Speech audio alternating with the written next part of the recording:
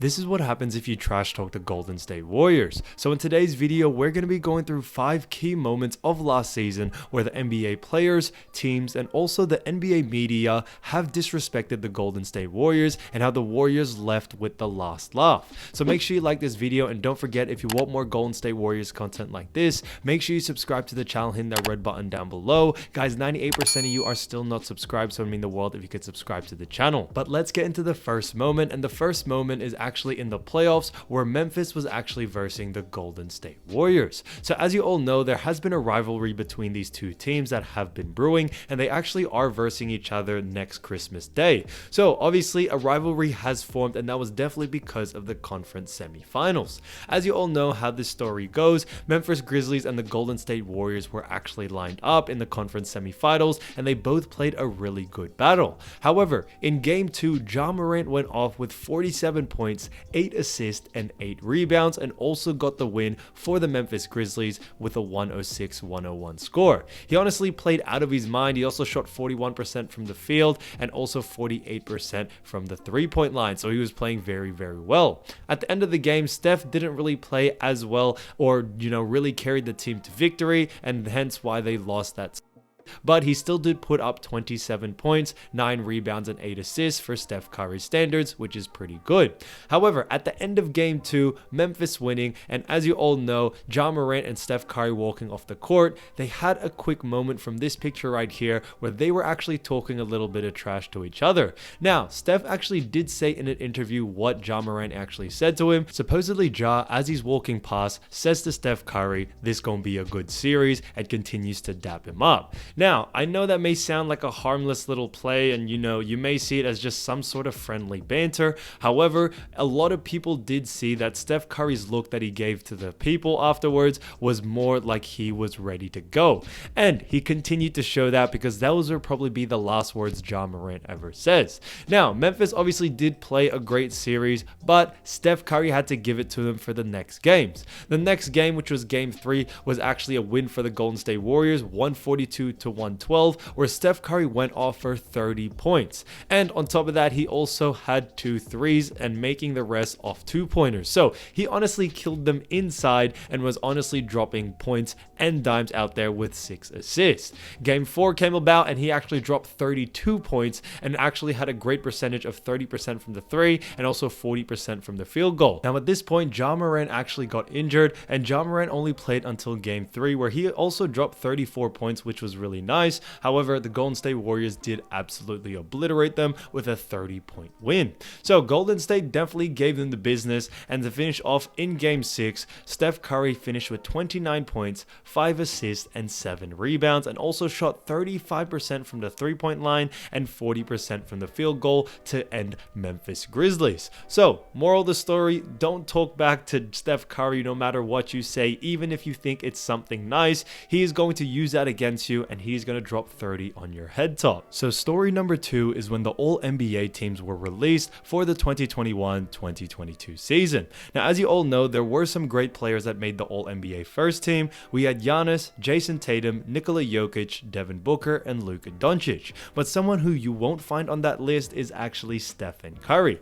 Now, a lot of people thought that Stephen Curry should have been on that list instead of Doncic, and there was a lot of media press about it, and Steph Curry himself also thought he did get snubbed for that full NBA first team. Now, Steph Curry did put up 25 points, 5.2 rebounds, and 6.3 assists this season, and also Luka Doncic had 28 points, 9 rebounds, and 8.7 assists. So I do see where the media is coming from, saying that Doncic did deserve that All-NBA position, which, I kind of agree with, okay? I see why people would put him over Steph Curry when it comes to just sheer stats. However, when it comes to who is a better player and who is honestly dominating the league, no one dominates like Steph Curry, and that's something that the All-NBA first team selection didn't take into account, because they would sooner or later meet in the conference finals, and the conference finals is where it got super interesting.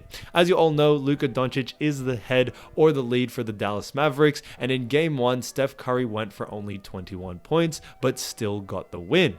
Now, in that same game, Luka Doncic actually played one hell of a game where he actually also got 25 points as well, which is honestly, kind of neck and neck when it comes to that. Game 2, however, Luka Doncic went off for 42 points. However, he did take the L because Steph Curry had to drop 30 bomb and also shot 41% from the three-point line, making 5 threes. Yes, guys, you heard that right. He hit 5 threes. So Steph continued to do what he does best, because in Game 3, they actually won again, 109-100, with him dropping 31 points and 6 threes in that series. So he was honestly getting better and better as the games go on, and Luka Doncic could not find an answer. Now, don't get me wrong, Luka put up some big numbers as well. He had a 40 bomb, 30 bomb as well here and there. However, it wasn't enough to stop Steph Curry and also the team of the Golden State Warriors. So, I know obviously Steph is the head honcho, but don't get it wrong. Andrew Wiggins also played great in that series. Klay, Draymond, all of them played very, very well, and they definitely showed Dallas Mavericks why Steph Curry should have been an All-NBA first team. Moment number 3 came earlier in the season when the Golden State Warriors went off to a rocky start of the season where Steph Curry wasn't able to really find his range, and he was honestly not doing very well in the shooting slump.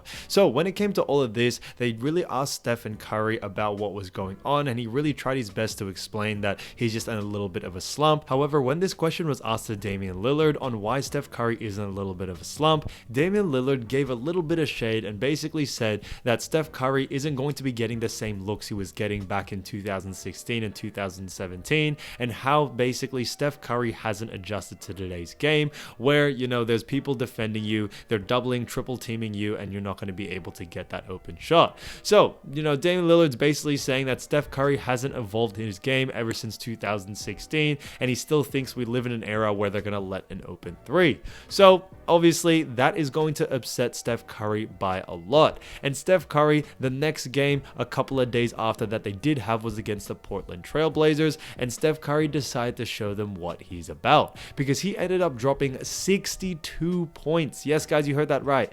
62 points. That was honestly insane when I saw those stats. In all honesty, he put up an absolute clinic, and he only got better as the game continued to go on. First quarter, second quarter, third quarter, whatever it was, he was giving you dime after dime, and he was honestly dominating Damian Lillard. Lillard didn't really have an answer for them in that game, and he continued to struggle actually from the field when he actually shot those 62 points. So that was insane to see. On top of that, Steph Curry actually had this to say in a recent interview after that game. He said, "There was a moment at the beginning of last year before the Portland game and the 62 points that I heard a lot of noise. I heard a lot of talk about who I wasn't. We were going to get exposed. I was going to get exposed, all that type of stuff. I definitely look in pride in shutting all that up. But it's also the realization that when you're in the fight every year, in that chase to the mountaintop, and you're trying to win championships, I might get it more than other people just because I wasn't supposed to be here." And Steph Curry definitely did all those critics, and I honestly think it was such a fantastic game to watch,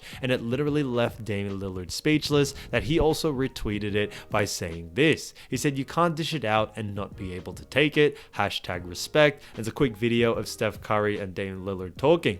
So Steph Curry definitely all the haters, and I absolutely love that about him, that when he sets his mind to it, he's gonna give it his all. Moment number 4 is an interesting one and a little bit of a sly one from the Boston Celtics. So as you all know, the Boston Celtics and the Golden State Warriors met in the NBA Finals. A lot of people didn't know that the Boston Celtics would actually make it, and in actually one of the games, or during the pre-game, there was actually a bit of a hiccup where the Golden State Warriors were actually practicing on a ring, or warming up on a ring that was actually not 10 foot. So it wasn't actually regulated at 10 foot, and it was a little bit higher. So a lot of the players were complaining that their shots felt a bit off. They weren't going in, especially during practice. And the Boston Celtics did make it known that it was an accident. However, guys, it wasn't really an accident. We don't really know that for sure, and I think we all know how that went. Now, to put into perspective on what happened after that, the Golden State Warriors continued to put on a clinic and absolutely demolish the Boston Celtics to end up winning the NBA championship.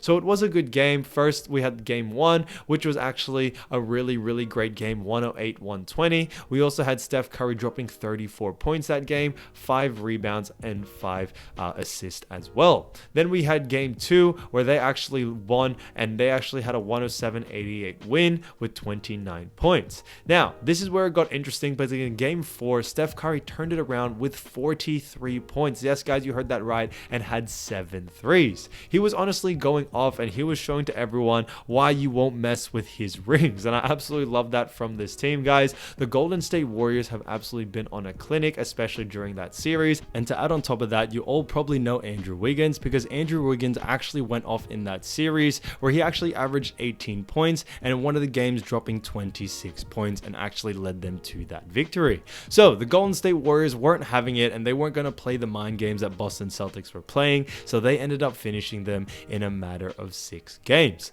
And I absolutely love that series, guys. I think what Golden State Warriors really did was show why they are back on top. They did end up winning 4-2, so it was a comfortable win, and it did show that the Golden State Warriors were the better team. So moment number 5 is the Golden State Warriors weren't in the conversation to win the NBA championship. I remember at the start of the season, ESPN and all these other networks, they do a segment where they talk about who they think is going to win the NBA championship, or top 3 teams, top 5 teams, whatever it is. However, I never saw in one of those videos the Golden State Warriors being one of those teams that they think could actually win. Yes, they may have said, oh yeah, they're back, they're going to probably make the playoffs but get knocked out by Dallas or get knocked out by another Western Conference, whether it's Denver, something like that, but no one ever had them to win the NBA championship. And I know this NBA championship meant a lot to them because a lot of people did not expect it from them. From their first, couple of championships, obviously Steph's first current championship, I think was honestly huge. A lot of people didn't expect that, but after, championship 2 and championship 3 came along, a lot of people thought that, it was a given with KD there. However, this championship I think really does mean a lot because they came from the bottom all the way back to the top and showed you what they are made of. So that's honestly moment number 5, and probably my most favorite moment, really quieting those haters, which I think is fantastic. So guys, let me know down in the comments what you think. Thank you so much for watching today's video, and yeah guys, I'll see you soon. Peace.